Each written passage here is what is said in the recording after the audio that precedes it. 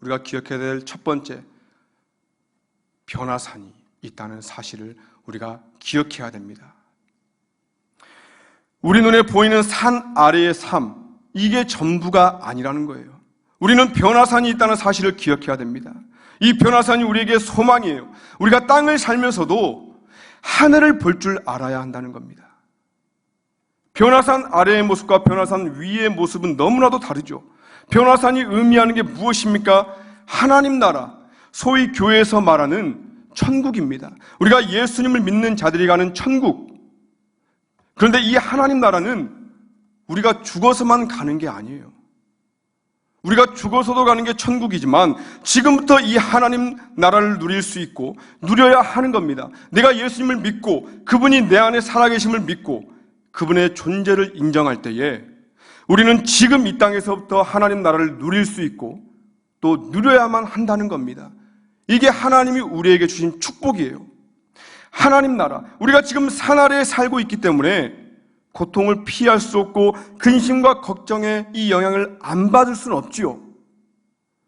그리고 이 땅의 삶이 전부인 사람에게는 이 산 아래의 문제들이 너무나도 크게 다가올 수밖에 없습니다. 하지만 그게 다가 아니라는 거예요. 우리 눈에 보이는 세상이 전부가 아니라는 겁니다. 여러분, 우리에게는 변화산이 있습니다. 하나님 나라가 있어요. 하나님 나라는 의와 평강과 희락이라 우리 주님이 말씀하셨습니다. 하나님이 우리에게 주신 것은 걱정과 근심과 염려가 아니라 의와 평강과 희락이라 하나님이 우리에게 주신 겁니다. 우리가 누려야 될 것, 우리가 지금 이 땅에서 누릴 수 있는 것은 의와 평강과 희락이라는 겁니다. 우리를 모든 걱정, 근심, 두려움에서 자유케 할 수 있는 하나님 나라, 이 변화산의 소망이 이 땅을 살아가는 우리의 소망인 줄 믿습니다. 아멘. 어떤 애매한 추상적인 소망, 애매한 추상적인 힘이 아니에요, 여러분. 우리가 이 땅을 살아가면서 변화산을 바라볼 때에, 변화산을 소망할 때에 그것이 우리에게 실제적인 힘으로, 우리에게 능력으로 다가온다는 거예요. 산 아래에 있던 베드로, 야고보, 요한, 이 베드로, 야고보, 요한이 변화산 위로 올라갔을 때 예수님을 만났고 실제로 예수님을 만났을 때 그 기쁨이 그들을 사로잡습니다. 그들이 뭐라고 고백합니까? 주여 여기가 좋사오니. 주님 여기가 너무 좋네요. 주님 산 아래의 삶이 전부인 줄 알았는데 산 위로 올라가서 주님을 만나고 보니까 주님 여기가 좋네요. 주님 여기가 진짜였네요. 주님 이런 곳이 있었네요. 주님 여기가 좋습니다. 주님 여기서 영원토록 살고 싶습니다. 이렇게 지금 외치는 겁니다. 여러분, 아이들이 소풍 가기 전날 어떻습니까? 평소에는 그렇게 일어나라고 해도 일어나지도 않으면서 요새는 소풍이라고 안 하고 체험학습이라고 하더라고요. 저 때만 해도 소풍이었는데 체험학습 가는 날은 깨우지 않아도 알아서 일어나요. 일찍 일어나가지고 막 부모를 괴롭힙니다. 왜요? 설레니까. 체험학습 가는 거 생각하면 막 설레니까 일찍 일어납니다. 마찬가지입니다. 기쁘다라는 거예요. 우리가 기쁘면 어떻습니까? 힘이 나요. 힘이 나는 겁니다. 우리에게 변화산이 있다는 거예요. 여러분이 믿든 여러분이 믿지 않든 분명히 변화산은 있습니다. 우리가 예수님을 믿을 때에, 그 예수 그리스도가 우리의 주인이 될 때에 그 변화산은 우리의 마음 가운데 나타나게 될 것입니다. 그것이 우리로 하여금 세상을 이기고 걱정, 근심, 염려에서 승리하게 하는 줄 믿습니다. 내가 이 반석 위에 내 교회를 세우리니 음부의 권세가 이기지 못하리라. 아멘. 누가 이 교회를 세웠습니까? 예수 그리스도가 이 교회를 세웠고요. 이 교회 위에 하나님이 함께 하시기 때문에 음부의 권세가 이기지 못하리라. 여전히 마귀는 우리를 공격합니다. 여전히 마귀는 우리의 눈을 가려버리고 우리의 귀를 막아버립니다. 변화산을 바라보지 못하도록, 변화산의 소망을 품지 못하도록 우리에게 늘 그렇게 막아버리지만 여러분 걱정하지 마시기 바랍니다. 우리 주님이 더 강하시다라는 거예요. 우리는 그 주님이 세우신 교회입니다. 이 건물이 교회가 아니에요. 여러분들 각자가 예수는 나의 그리스도시요 살아계신 하나님의 아들이십니다. 믿음으로 선포할 때에 여러분들 각자가 교회입니다. 여러분들 각자가 삼봉시온성 교회입니다. 그렇게 고백할 때에 여러분들 악한 마귀의 권세가, 음부의 권세가 여러분들을 이기지 못할 것이라고 우리 주님이 분명히 말씀하고 있습니다. 하나님 나라를 이루게 될 것입니다. 여러분, 우리가 어떤 존재예요? 여러분, 믿음의 길로 달려가는 게 빠릅니까?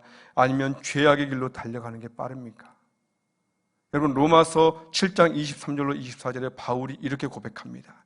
내 지체 속에서 한 다른 법이 내 마음의 법과 싸워서 내 지체 속에 있는 죄의 법으로 나를 사로잡는 것을 보는도다. 오라 나는 곤고한 사람이로다. 이 사망의 몸에서 누가 나를 건져내랴. 우리가 어떤 존재인지 지금 바울이 적나라하게 밝히고 있는데요, 우리 안에 두 개의 법이 있다는 거예요. 하나님의 법과 죄의 법이 싸운다는 겁니다. 하나님의 법과 죄의 법. 여러분, 누가 이깁니까? 여러분, 1시간 동안 어디 노는 게 쉽습니까? 아니면 1시간 동안 교회에 나오셔서 기도하는 게 쉽습니까? 죄의 법이 이긴다는 겁니다. 우리가 가만히 있으면 우리는 죄의 법이 이길 수밖에 없는 존재예요. 죄의 법이 나를 사로잡아 버리기 때문에 우리는 죄를 지을 수밖에 없다는 겁니다. 죄가 나를 끌고 간다는 거예요. 죄에게 그냥 끌려가 버린다는 겁니다. 우리가. 바울이 그래서 사망의 몸이라고 표현해요. 사망의 몸. 우리는 죽을 수밖에 없는 몸이구나. 멸망의 길로 끌려갈 수밖에 없는 몸이구나. 우리는 가만히 있으면 중립에 있는 게 아니라 가만히 있으면 죄의 법을 향해서 막 달려가는 존재라는 거예요. 하나님이 가장 싫어하는 길로 달려갈 수밖에 없는 존재라는 거죠.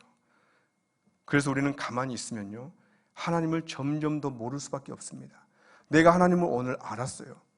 근데 내일 모레 글피 하나님께 나아가지 않고 기도하지 않고 말씀 보지 않으면 오늘 하나님을 알았더라도 내일 그 하나님을 잊어버립니다. 모레 그 하나님을 더 잊어버려요. 글피가 되면은 하나님을 모르는 사람처럼 또 살고 있습니다. 우리는 그런 존재라는 겁니다. 내가 안다고 생각하는데 실상은 모른다는 거예요. 우리가 이 사실을 통해서 우리가 무엇을 깨달아야 됩니까?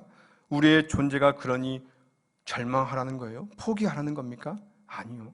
오히려 그렇기 때문에 소망이 있다는 겁니다. 내 자신이 능력을 키워야 하는 거라면, 내 자신이 죄를 짓지 않기 위해 애를 써야 하는 거라면 우리는 소망이 없습니다. 우리는 그렇게 할 수가 없어요. 근데 능력은 하나님께로부터 주어지기 때문에 우리가 소망이 있는 겁니다. 나는 사망의 몸이지만, 나를 보면 소망이 없지만 능력의 원천이 주님께 있기 때문에 우리는 소망이 있다는 거예요. 그 어떤 것도 예수 그리스도를 믿는 믿음 앞에 다 무너져 내리는 겁니다. 오직 예수 그리스도만이 우리를 자유케 하십니다. 우리를 괴롭히는 악한 마귀의 장난질에도, 영적으로 깨어있지 못하는, 분별하지 못하는 우리의 무능력에도, 할 수 없다고 하는 모든 부정적인 상처에서도 오직 예수 그리스도만이 우리를 자유케 하는 줄 믿습니다. 아멘. 야곱의 하나님을 자기의 도움으로 삼으며 여호와 자기 하나님에게 소망을 두는 자는 복이 있도다. 우리 하나님이 말씀하셨어요.